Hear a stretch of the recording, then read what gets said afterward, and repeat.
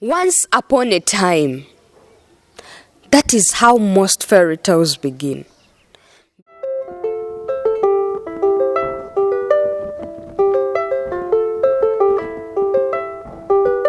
But let's stop and start from the beginning of an aggravating ordeal.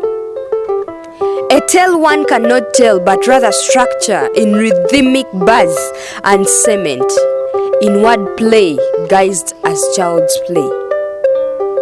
The truth must beneath a deafening untold story, a nightmare, a cross, carried by a middle-aged soul in a neighborhood with no good.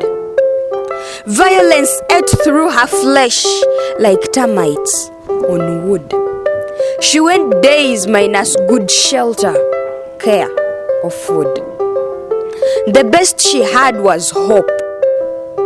Hope that she would go on breathing even though she was constantly suffocated. Hope that she would go on surviving even though she was inhumanly starved. Hope that she would go on living even though she stared death in the eyes on multiple occasions. Cry Me a River may be a myth, but her tears would fill the sea. Her father almost knocked out her teeth for something she wasn't supposed to see. Was it her fault he loved a woman thrice her age behind his wife's back? A woman she once considered her best friend. A woman that was now funneling her family to ruins. Maybe it was her fault the elder brother she looked up to was a reckless drug abuser who got in and out of correctional facilities by the year and vented all his anger and frustration on her. Maybe it's right to say that she was the reason her little sister was bedridden, eating, breathing and living through tubes for the whole of her short so far lived life. Maybe she's to blame for her mother losing her job, auctioning their house, and running off with her self-asserted Prince Charming. Well, I guess that's all just a cup of tea when you're a victim of circumstance. Fortunately, she was no stranger to pain. It watered her spirit like a heavy rain. For she was the family drum everyone sounded at will. She was the sister, mother, father, and wife all at once. She woke up at 5 in the wee hours of the morning.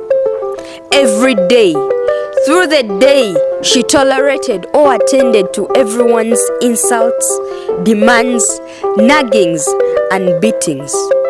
She then went to sleep at 3 in the wee hours of the night, just to drown in her own sorrow. The day after would be no better, because her life had become timetabled. And she knew it, that her family was gradually killing her, but knew not how to stop it.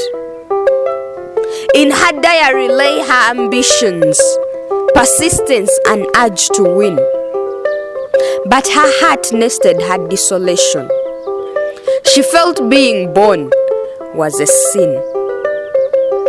The only reason she wore makeup was to paint away the scars on her flesh, to make right the deformation on her limbs, to correct the messes in her hair and everywhere. Her only wish was to shine again, like the stars beam with freedom, like the sun sprout in stardom. But all was in vain because the agony cycle ticked again, and the pain under her skin got her overdosed.